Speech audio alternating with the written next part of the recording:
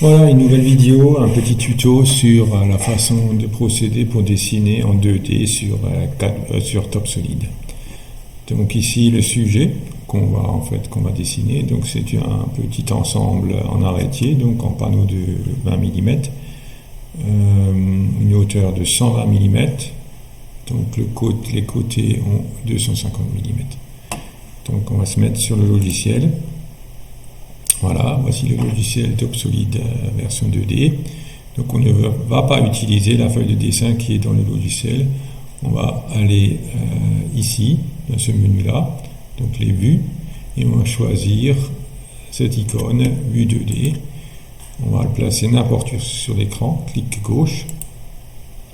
Dans un deuxième temps, on va allumer le repère ici, le valider. Donc on va aller ici repère courant, on clique sur ce repère, voilà, il se met en bleu foncé, ça veut dire qu'on peut dessiner dessus. Donc là on prend la clé plate, élément, modifier élément, on prend cette clé plate, on clique sur le coin, on lâche le clic et on reclique gauche n'importe où sur l'écran, ici aussi, clic gauche et reclic gauche. Voilà. Donc la grille a disparu, c'est plus pratique pour dessiner. À tout moment, on peut réduire cette grille ou augmenter cette grille. Donc dans un premier temps, je vais faire des traits d'axe, c'est plus facile pour dessiner. Donc là, je me rends dans le menu profil. Menu profil, on va faire ici des lignes d'esquisse. Avant d'allumer cette ligne d'esquisse, je vais changer la couleur. Donc peut-être aller en noir et changer le type de ligne. Donc on va aller en trait d'axe ici. Voilà. Donc on revient dans créer une ligne d'esquisse. Donc là on a déjà une ligne qui apparaît. Je clique sur le repère, clic gauche. Je fais un clic droit, ça permet de tourner le sens des lignes. Donc je reclique sur le repère. Alors ici il faut que je modifie juste ce point pour avoir une accroche plus intéressante ici. Donc là je clique sur le repère, je suis bien sur le repère. Donc je fais échappe pour sortir de la fonction. Donc je vais regarder encore une fois le sujet. Donc qu'est-ce qu'on veut dessiner? On va déjà dessiner un carré extérieur et un carré intérieur décalé de 50 mm. Donc je reviens dans le document. On va déjà faire une parallèle de cette ligne horizontale. Alors là, je peux faire une seule parallèle. Pour faire deux parallèles en même temps, ce qui m'arrange, je clique ici sur un côté, ça devient deux côtés. Je regarde ce qui se passe, donc il y a deux parallèles qui se font en même temps. Là, si je donne une cote, ce sera la distance la distance entre les deux parallèles. Donc là, je tape 250, entrée. J'ai une petite ligne de cote verte qui apparaît, je vais la placer avec un clic gauche à l'extérieur du cadre. Je tape échappe pour ressortir et je fais exactement pareil avec l'axe vertical. Donc je vais dans parallèle, ça. Donc je vais déplacer en deux côtés. Donc pareil, j'ai 250, entrée. J'ai ma cote au curseur, je clique gauche en dehors du cadre. Voilà, échappe pour ressortir de la fonction. Déjà, je vais repasser en ligne ce carré. Ou bien je peux aussi changer ces lignes traits d'axe en ligne continue, c'est ce qu'on va plutôt faire. Donc ici, on va choisir une simple ligne, la deuxième. On va cliquer dessus pour changer ce trait d'axe en simple ligne. Donc à chaque fois, comme un encrier, on prend la ligne, on la clique sur la ligne qu'on veut changer, on prend la ligne. Donc je fais uniquement les quatre extérieurs. L'intérieur, je garde en trait d'axe. Ensuite, là, les lignes sont passantes, comme on peut voir. Ça, j'aimerais pas que ce soit passant, donc je pourrais l'arrêter.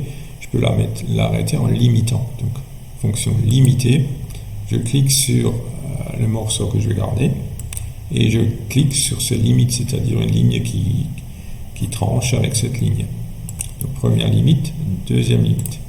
Voilà, je fais pareil avec l'autre. Ça, je vais garder, limiter, limiter. garder, limiter, limiter, garder, limiter et limiter. Là, je me suis aperçu, j'ai un peu mal cliqué, donc je refais, donc garder, limiter et de l'autre côté, limiter. Voilà. J'ai un point qui est apparu là, bon, on peut l'enlever si on veut, mais bon, c'est pas absolument nécessaire. Pour l'enlever, on prend la poubelle ici, détruire élément, on clique sur l'élément. Mais en règle générale, tous les traits qu'on a faits, qui servent pour le dessin, pour fabriquer le dessin, on ne les détruit jamais. On les met sur un calque différent pour ne pas les voir, si c'est gênant, mais on les efface jamais parce que ça crée des problèmes dans le dessin. Donc on a déjà notre premier carré. On va maintenant décaler ce carré de 50 mm.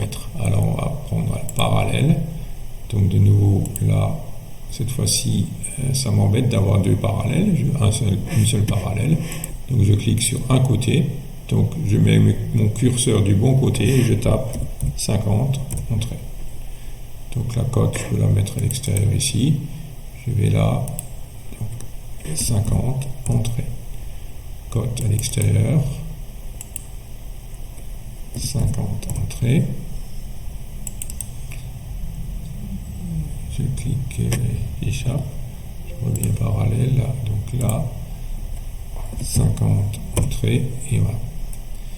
Et je clique mes cotes. Donc là, je fais échappe pour ressortir la fonction. J'ai de nouveau le problème que c'est trop long. Donc je repasse dans limiter. Donc ce que je veux garder et les limites. Ce que je veux garder et les limites. Donc j'ai pas besoin de cliquer sur un point.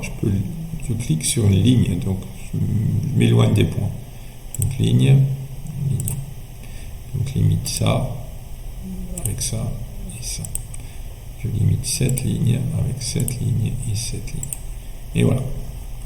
Ensuite, je raccorde tous les angles, donc avec la fonction ligne que j'ai ici. Simple ligne, donc je clique dans l'angle.